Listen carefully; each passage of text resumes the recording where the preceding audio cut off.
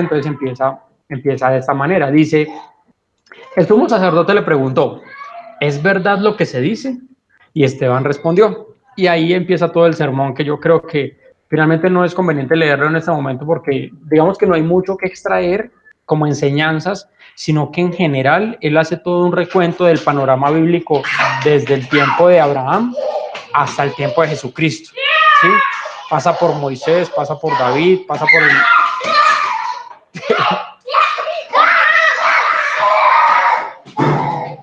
pasa por el éxodo, ¿sí? La liberación del pueblo de Israel de los egipcios, todo el recuento hasta David, a la venida de los profetas, a la venida de Jesucristo, y...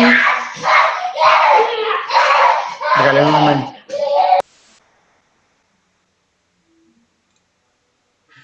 Bueno, lo que estaba haciendo, o lo que estaba diciendo Jaime, es que se estaba haciendo como todo un recuento de la ley, ¿cierto? Cómo fue pasando desde Abraham, ¿cierto? Lo que pasó con Abraham, que Dios lo sacó de su parentela, que lo llevó a una tierra que incluso era la misma tierra donde estaban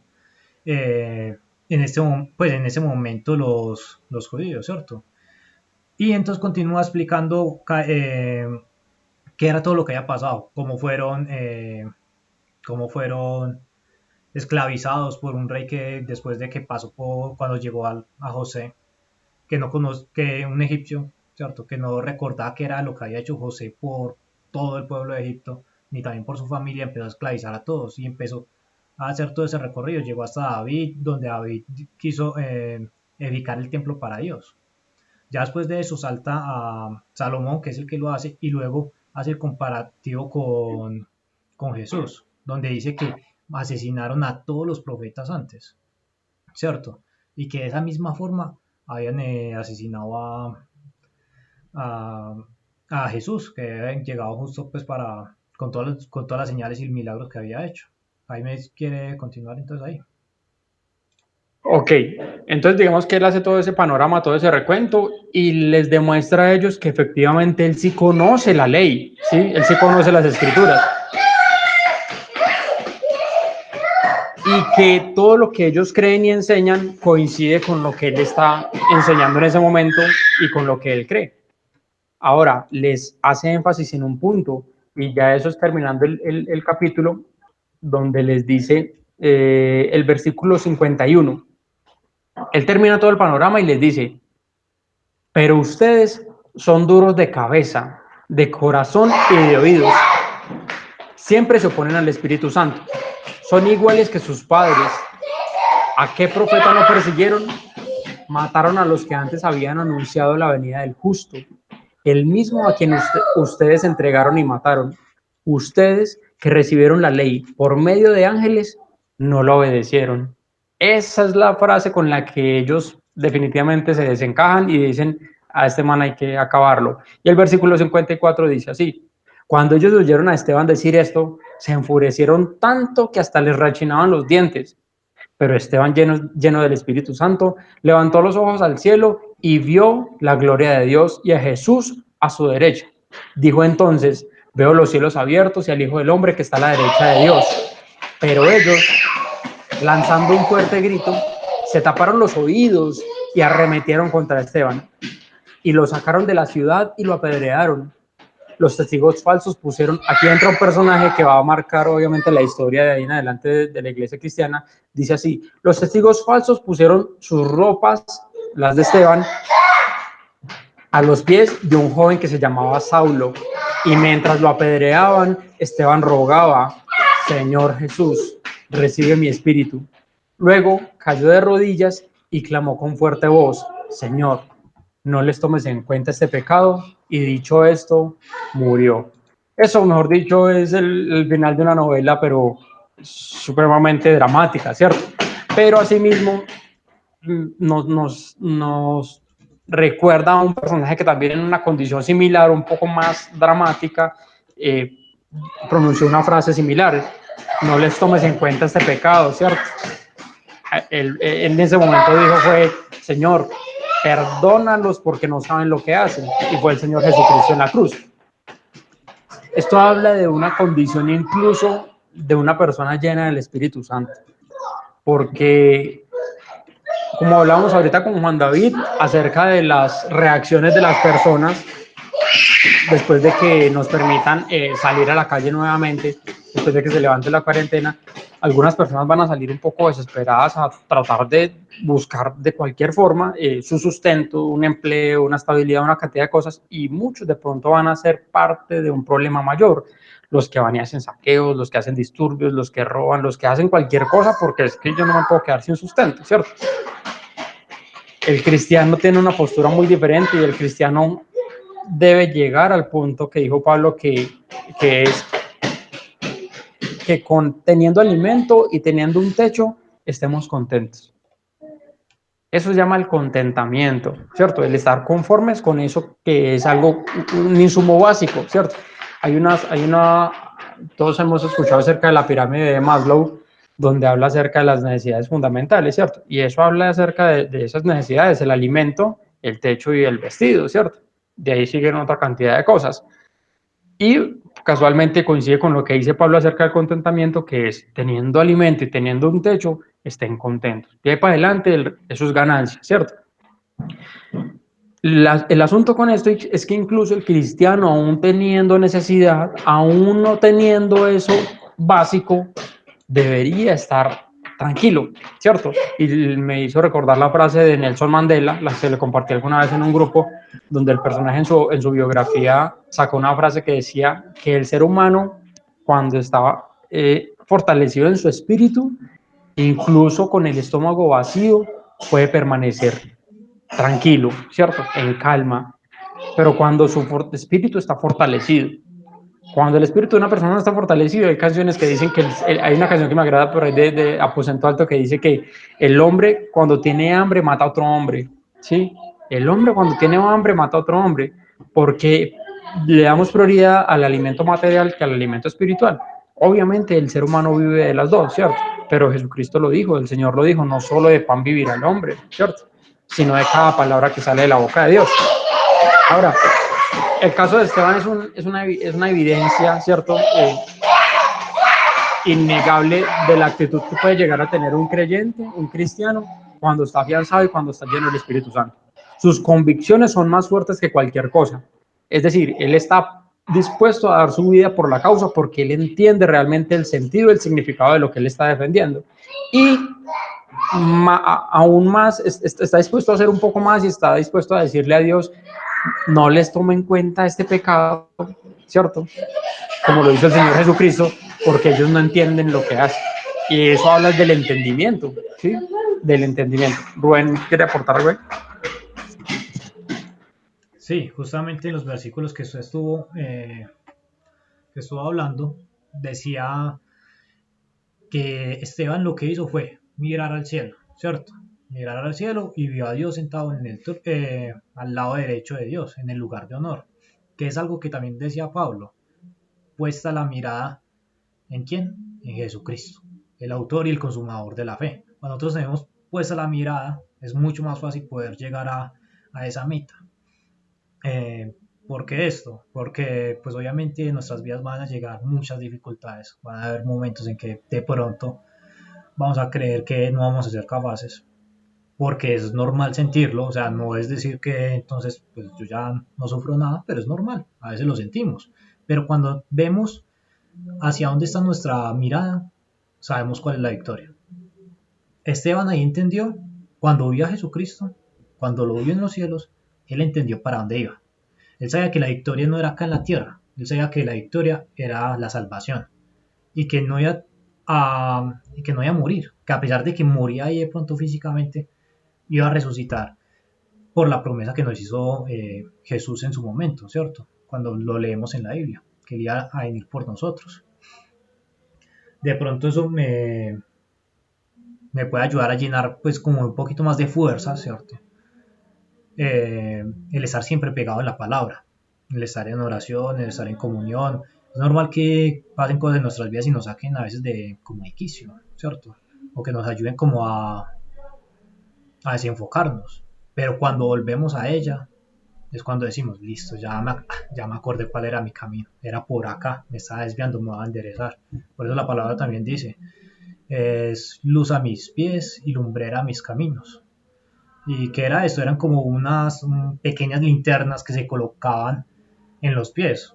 Hoy en día pues tenemos la ventaja de que si salimos a la calle pues están las luces, ¿cierto? Y pues si nos tropezamos es porque estamos muy descuidados. Estamos elevados ahí hablando con una mujer, con un amigo, con cualquier cosa. Pero el lumbrera de los pies era ellos que tenían como unas lamparitas pequeñas en los pies para poder adivinar o para poder ver a dónde iban. Esa es la lumbrera de los pies. Es por eso que dice la palabra es lumbrera a tus pies. Cada paso que nosotros vayamos dando, que sea conforme a la palabra. Y así pues vamos a estar confiados.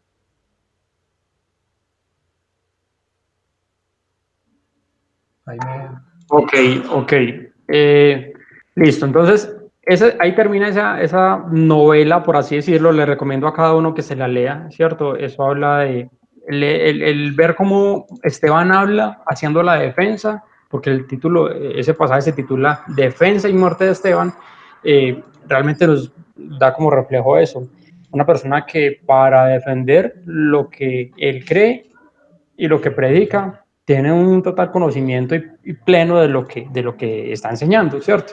Y eso nos invita y nos motiva a nosotros a que debemos estudiar y no ser ciegos seguidores de una religión, ¿sí? Yo creo que esto es así, ya los demás verán si creen o no, y no me importa si me rebaten o no. No, realmente uno debe estar dispuesto a que sus convicciones sean cuestionadas, ¿cierto?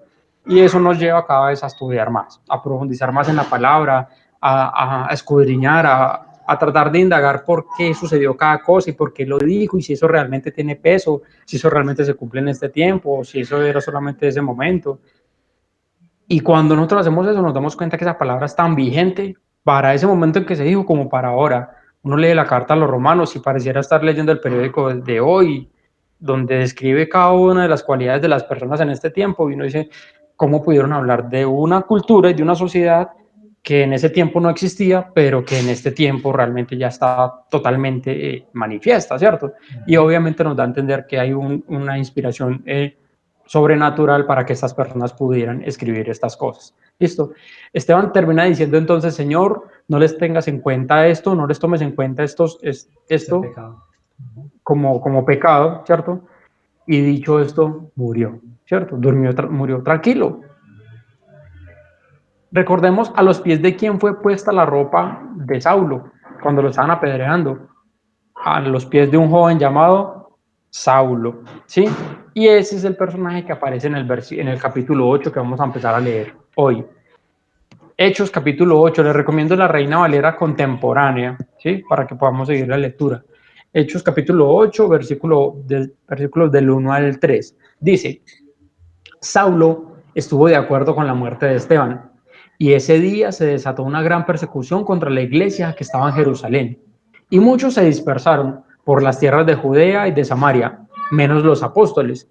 Y mientras unos hombres piadosos levantaron a Esteban y lo enterraron y lloraron mucho por él, Saulo hacía destrozos en la iglesia, entraba a las casas y arrasaba a hombres y mujeres y los llevaba a la cárcel. Esa es la carta de presentación de Saulo en la Biblia, ¿sí? Esa es la carta de presentación. Es importante recordarlo porque más adelante vamos a ver el contraste, ¿sí? Pero esto es lo que era Pablo en su momento. Ojo, que Pablo aquí parece una persona malvada y realmente, pues digamos que está haciendo mal. Pero Pablo es una persona que primero era un fariseo, y sabemos que ahora el significado de fariseo, ¿cierto? Una persona apartada, consagrada al estudio y que tenía que haber estudiado 40 años para obtener un título de fariseo, ¿cierto? Es decir, que tenía un conocimiento pleno de la escritura, de la ley, y al igual que los demás religiosos de la época, los demás sacerdotes, era un defensor acérrimo de la tradición judía, ¿cierto? De la religión judía, de sus creencias, de sus rituales, de su fe, de su Dios y de las escrituras también. Por eso es que por ahí hay un dicho que dice que no hay nada más peligroso que un tonto motivado. Y ese dicho lo escuché a Mauricio Benoist, que Juan David le gusta escucharlo también. Dice, no hay nada más peligroso que un tonto motivado, porque un tonto motivado se cree una mentira y está dispuesto a dar su vida por ella, y no le importa, y eso no parece una vaca topa, mejor dicho, eso se va por el matadero y no le importa con qué se choque. porque él creyó para sí que eso es así y no más y no está dispuesto a darle el lugar a otra persona que piense diferente. Ese era Pablo en ese momento y esos eran los fariseos en ese momento, defensores acérrimos de la palabra y estaban dispuestos a imponerla por encima de lo que fuera. Miren qué contrario o qué contradictorio es la forma de ellos defender la escritura a la forma como Jesucristo y los discípulos empezaron a defenderla. Jesucristo dijo, el que quiera salvar su vida, la perderá, pero el que por mí la pierda, la hallará. Es decir, ellos estaban dispuestos a imponer la religión a costa de lo que sea, matando al que fuera, ¿cierto? Jesucristo y los discípulos estaban dispuestos a enseñar la nueva escritura entregando su vida por la causa, ¿cierto? Siendo testimonio, dándose a los demás, sacrificándose por los demás, unos matándolos y otros entregando la vida. Eso es bien contradictorio. Y uno diría, si Pablo hubiera estado en lo correcto, realmente hubiera entregado su vida y hubiera dado testimonio de todo lo que él enseñaba, que es lo que habla la ley, ¿cierto? Si lo hubiera entendido. Pero como no la entendía, como solamente era conocimiento para él teórico, entonces actuaba de forma contraria a lo que era el propósito real de la escritura. ¿Listo, Rubén? Bueno, pues que se puede decir acá de Saulo en su momento, ¿cierto? Pensé que iba a hablar, sí. No, estaba pues así, pero bueno, ya bueno, que me dio la oportunidad. Sí, Saulo, pues como lo dijo Jaime ahora, era una persona que estudiaba mucho, tenía un celo por la palabra, pero él era eso, tenía un conocimiento nada más acá, no tenía nada en el corazón. Jesús vino a cambiar eso. Vemos como Pablo más adelante en Romanos, en un versículo que me encanta, el 12:2, así que no os conforméis a este mundo, sino transformados por medio de la renovación de vuestro entendimiento. Vemos como Pablo acá, o Saulo en este momento, era el hombre más malo, el más despiadado, ¿cierto? Que había. Pero lo hacía sin conocer el significado verdadero de la ley, que es algo que hemos hablado desde que se inició el estudio acá de Hechos. Saulo no entendía qué o para qué fue hecha la ley. Él creía que se debía cumplir al pie de la letra, que esa era la única forma de salvación. Por eso era que la defendía tanto, que llegaba a matar, incluso, que más adelante lo veremos, que iba a llegar a matar, y que en ese pasaje estaba conforme o estaba muy de acuerdo con la muerte de Esteban. Ok, miren la enseñanza tan importante de este pasaje porque nos empieza a mostrar un personaje que es religioso, ¿sí? Ese es un problema de la religiosidad. Ese ha sido el problema de toda la vida de la religión. Recordemos las cruzadas cristianas, es digamos que el hecho histórico que más le achacan o que más le inculpan a la iglesia, ¿cierto? Las cruzadas. ¿Cómo fue que en el nombre de Dios mataron a tantas personas? Y era porque eran personas que no tenían el entendimiento del propósito de Dios con base en la escritura. Es bien irónico, bien, como el caso que les comenté hace algunos días del caso de Galilei y el de Copérnico. ¿Sí les comenté ese caso? Que Galileo va a la iglesia y les dice es que la Tierra realmente no es plana, sino que es redonda. El sistema solar no es geocéntrico, sino heliocéntrico. La Tierra no es el centro del universo. Y la iglesia le dice hereje. Usted no sabe de lo que está hablando. O se retracta o nosotros lo encarcelamos de por vida, ¿cierto? Y Galileo cuenta la historia que él dice, bueno, está bien, yo me retracto, pero dijo pues de que gira, ¿cierto? La Tierra no era el centro y que todo giraba, sino que realmente ella era la que giraba alrededor de todo. Y si la iglesia en ese tiempo hubiera tenido una diligencia respecto al estudio de la palabra, se hubiera dado cuenta que la palabra misma corrobora lo que Galileo Galilei decía, sin que Galileo probablemente hubiera leído la escritura. Creo que en el libro de Job es donde dice que Dios está sentado sobre el círculo de la tierra y que la sustenta sobre la nada, es decir, que flota.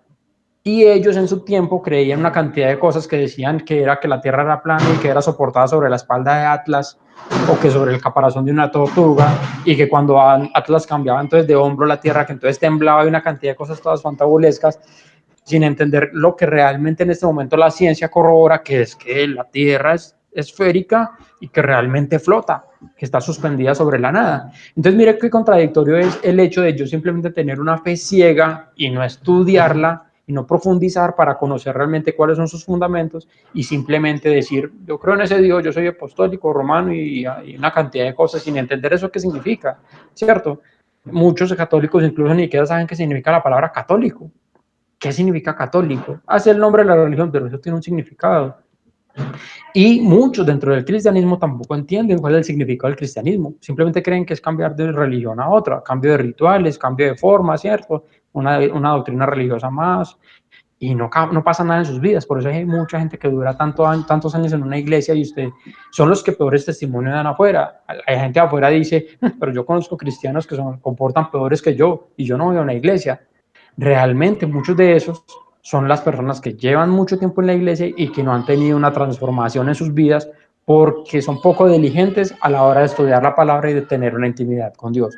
Como lo que le pasaba a Pablo en este caso, ¿cierto? Era una persona celosa de la palabra, la quería imponer a costa de lo que fuera, incluso a costa de la vida de los demás. Eso es un grave problema. Entonces, mire que no es solo problema de la Iglesia Católica, eso viene desde los inicios de la Iglesia. ¿Sí? Entonces, el no conocer la historia también hace que uno haga juicios de valor errados. ¿Sí? Decimos, no, la Iglesia Católica es lo peor, mejor dicho, el cristianismo es lo mejor.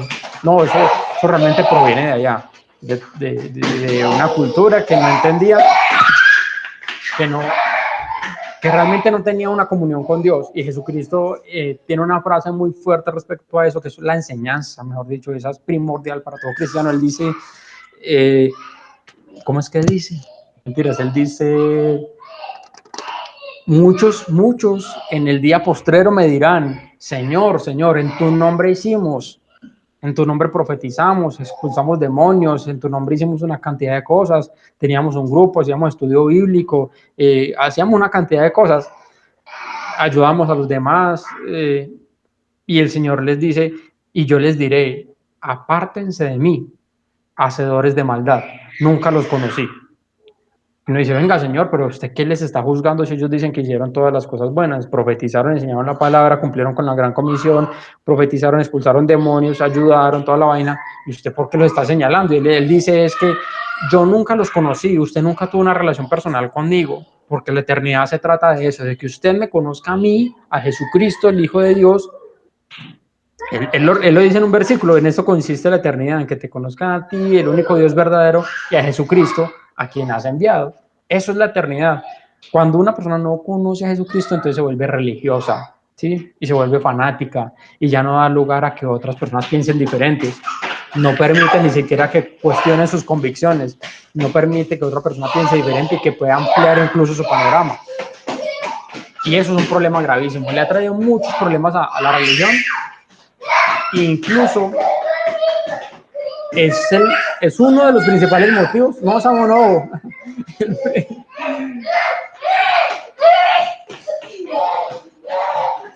Es uno de los principales motivos por los cuales mucha gente en este tiempo no recibe la palabra de Dios o no recibe a los cristianos o a los católicos o a cualquier otra religión, porque ellos se pegan de lo malo que hizo la iglesia en su momento por ser religiosa y fanática, ¿sí?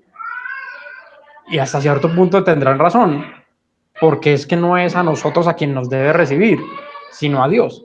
El problema es que cargamos con un lastre, con una historia tan negativa, que eso genera una barrera entre los incrédulos y la iglesia. ¿Cierto? La gente incluso ni siquiera tiene barrera con Dios. Hay mucha gente que dice, yo sí creo en Dios, sí, yo tengo una relación personal con Dios, pero no, yo no necesito ir a la iglesia. Yo me comporto incluso mejor que muchos que van a la iglesia, yo hablo con Dios, toda la vaina, incluso no bailo pegadito, ni fumo, ni tomo, ¿cierto? Yo me comporto mucho mejor que muchos que van a la iglesia y que son tan piadosos y que leen la Biblia y una cantidad de cosas. Pero resulta que el Señor dice, a mí no me importan sus obras. Para mí, como lo dice la palabra, son trapos de inmundicia, porque si usted cree que lo que yo hice en la cruz, usted lo puede compensar con buenas obras, usted me está ofendiendo. Usted no ha entendido realmente el valor de mi sacrificio en la cruz. Si usted cree que con sus buenas obras usted compensa o paga su entrada al cielo, está menospreciando mi sacrificio por usted. Es fuertísimo cuando el Señor dice, apártense de mí, hacedores de maldad, nunca los conocí. Eso habla de que es más importante que usted tenga una relación íntima con Dios a que usted sea el que más obras hace, ¿sí? Y para esto los invito a que se lean el libro de Job. Es una, mejor dicho, una, ¿cómo se dice? Una confrontación muy brutal de un ser humano y de la conducta normal que tenemos los seres humanos respecto a Dios cuando nos creemos nuestros propios dioses y queremos imponer nuestra voluntad y definir lo que es bueno y lo que es malo, lo que es y lo que no. Y Dios sale de una forma a confrontarlo, a decirle una cantidad de cosas que, mejor dicho, lo dejan sin palabras. Job termina diciéndole, ya, no hay necesidad de que siga. Y Dios sigue, no, espere, afiance sus lomos que voy a hablar, que voy a seguir, que voy a decirle, que voy a explicarle. Y Job dice, pues ya no más, que ya entendí, no se preocupe. Y Dios sigue, Dios dice, hasta que le quede claro, ¿sí? Esto es el problema de la religiosidad, y es el caso de lo que vemos aquí con el señor Saulo, ¿listo? Eso lo vemos hasta el versículo 3. Hemos hablado mucho de este capítulo y casi no avanzamos. Versículo 4.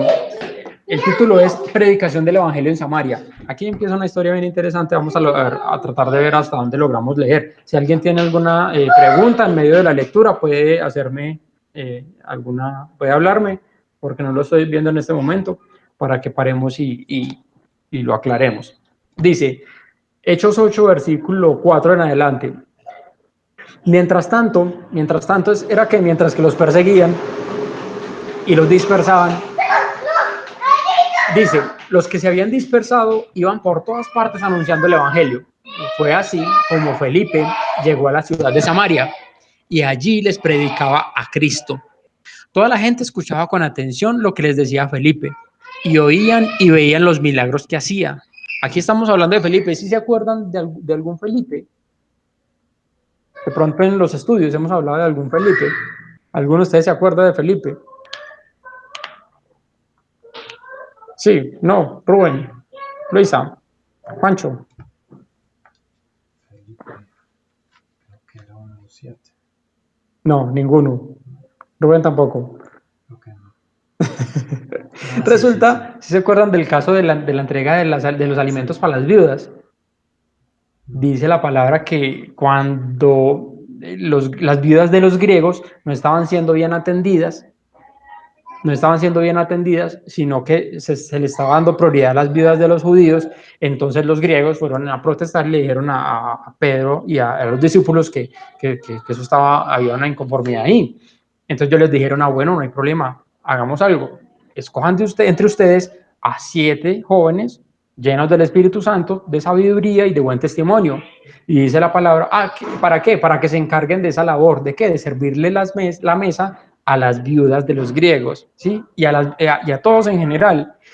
Y dice que escogieron, el primero que mencionan es a Felipe, ¿sí? O Filipos, era griego.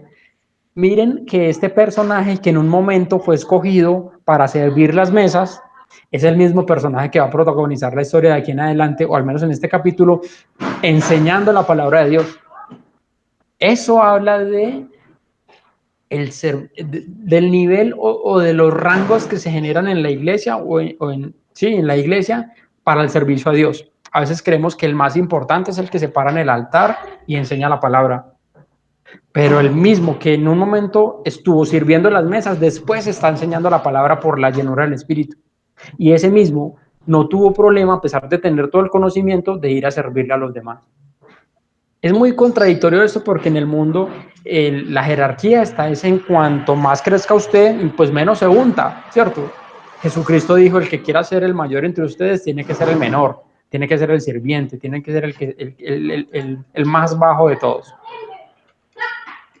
Eso es contrario a lo del mundo. En el mundo si usted quiere ser más grande, es el que menos se unta, el que menos se esfuerza, y los demás son los que son los esclavos, ¿cierto? En la iglesia es al revés. Realmente uno en la iglesia no lucha por crecer jerárquicamente, sino espiritualmente. En la calle uno sí busca por crecer jerárquicamente. Allá es bueno donde se debe batallar y confrontar y luchar y hacer negocio y todo el asunto. En la iglesia no. En la iglesia antes usted debe ser el menor. Procurar porque incluso ni siquiera sea muy notorio que lo que usted haga no dé mucha bomba, por así decirlo, que usted no sea el protagonista en realidad, que usted no se lleve la gloria, ¿sí? Pero que usted sea útil y que en el momento que usted lo necesiten pueda pasar de servir las mesas, de barrer la iglesia, de organizar una silla, a enseñar la palabra de Dios en un altar y a dejarle un mensaje que transforme a las personas. Ese es el orden de las cosas cuando uno está sirviéndole a Dios. Digamos, aquí nos empieza a hablar de Felipe y dice, fue así como Felipe, después de ser dispersados, como Felipe llegó a la ciudad de Samaria y allí les predicaba a Cristo. Toda la gente escuchaba con atención lo que les decía Felipe y oían y veían los milagros que hacía. Muchos de los que tenían espíritus malignos eran sanados y los espíritus salían de ellos lanzando fuertes gritos. También muchos de los cojos y paralíticos quedaban sanos y había una gran alegría en toda la ciudad. Había en Samaria un hombre llamado Simón, que antes había practicado la magia, ¿sí? Simón el mago, y con ella engañaba a la gente, pues les hacía creer que era muy poderoso. Todos, desde el más pequeño hasta el más grande, lo escuchaban con mucha atención y decían que era el gran poder de Dios, pues con sus artes mágicas había captado su atención y por mucho tiempo los había engañado. Pero muchos hombres y mujeres se bautizaron cuando creyeron a Felipe y a las buenas noticias que les anunciaba del reino de Dios y del nombre de Jesucristo. Incluso el mismo Simón, el mago, creyó y se bautizó. Y siempre andaba con Felipe, lleno de asombro, veía las señales y los grandes milagros que Felipe hacía. Mire cómo el mago terminó uniéndose al que enseñaba la palabra de Dios por los prodigios que este personaje tenía en ese momento, o los que hacía. Versículo 14. Los apóstoles que estaban en Jerusalén se enteraron de que en Samaria se había recibido la palabra de Dios y enviaron a Pedro y a Juan Cuando estos llegaron, oraron por ellos para que recibieran el Espíritu Santo, porque el Espíritu aún no había descendido sobre ninguno de ellos, ya que solo habían sido bautizados en el nombre de Jesús. Mire esta parte, dice, en cuanto les impusieron las manos, recibieron el Espíritu Santo.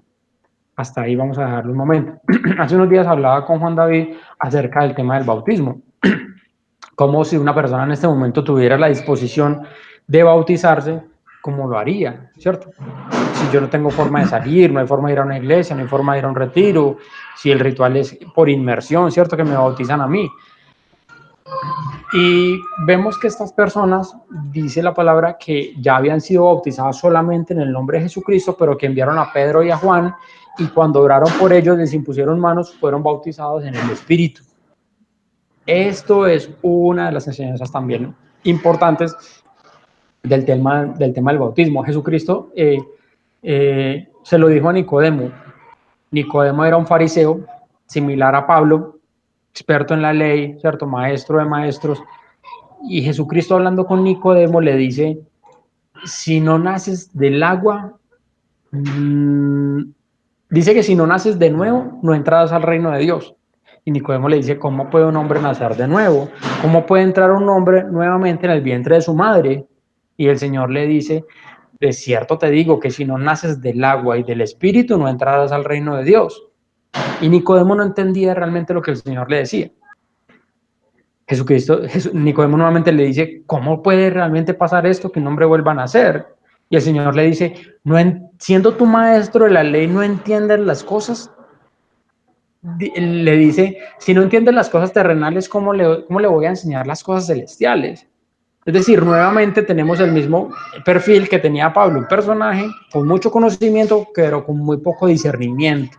Realmente no entendía el significado de las cosas. El Señor le está hablando en un nivel espiritual, le está diciendo, usted tiene que nacer de nuevo, usted tiene que morir a su antiguo hombre, a su antigua naturaleza, y nacer en el agua y del Espíritu, o si no, no puede entrar al reino de los cielos.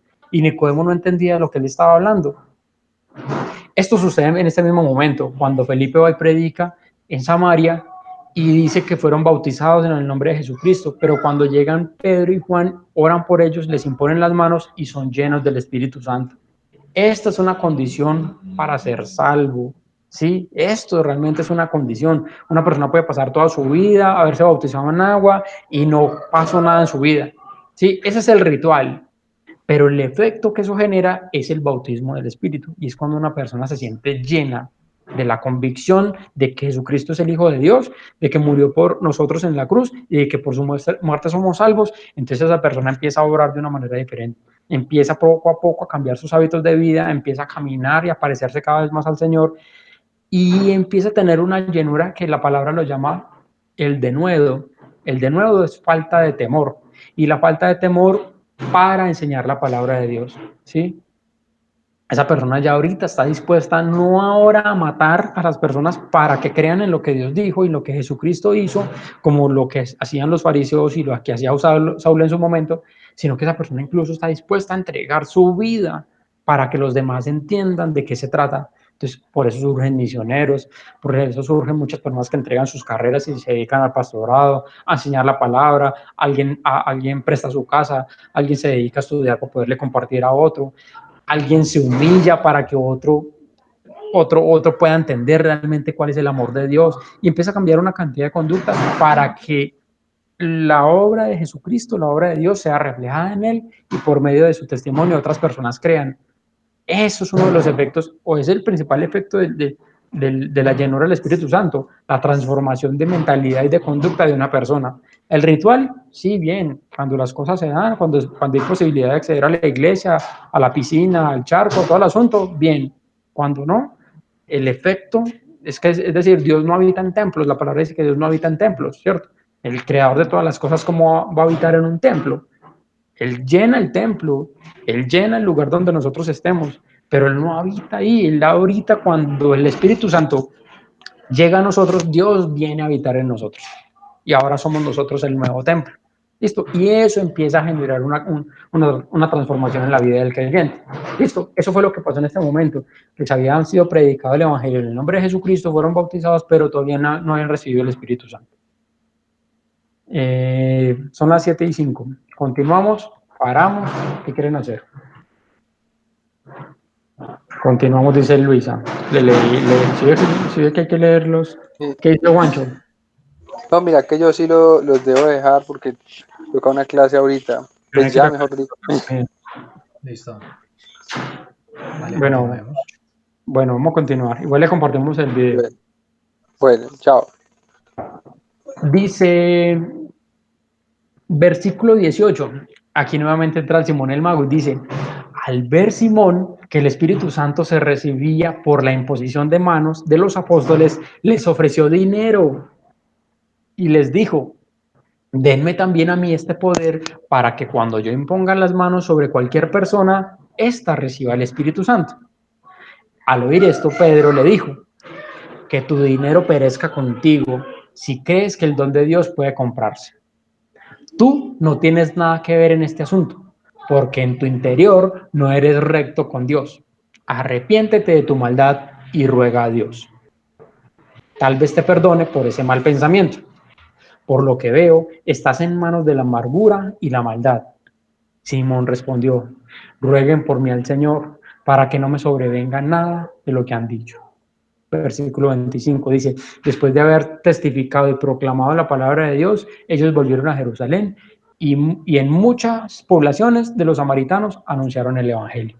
Otra enseñanza bien importante aquí con el tema de Simón, y es bien contradictorio. Obviamente esa es una de las cosas, de los prejuicios más fuertes de los ateos o de la gente que no es afín de ir a una iglesia, y es el tema de la compra de la unción de Dios, ¿cierto? Eso es lo que a veces ha querido mucho hacer la religión, y es que con el fin de aprovecharse del conocimiento y de la ingenuidad de las personas, empiezan a monetizar el conocimiento de Dios y el poder de Dios, ¿sí?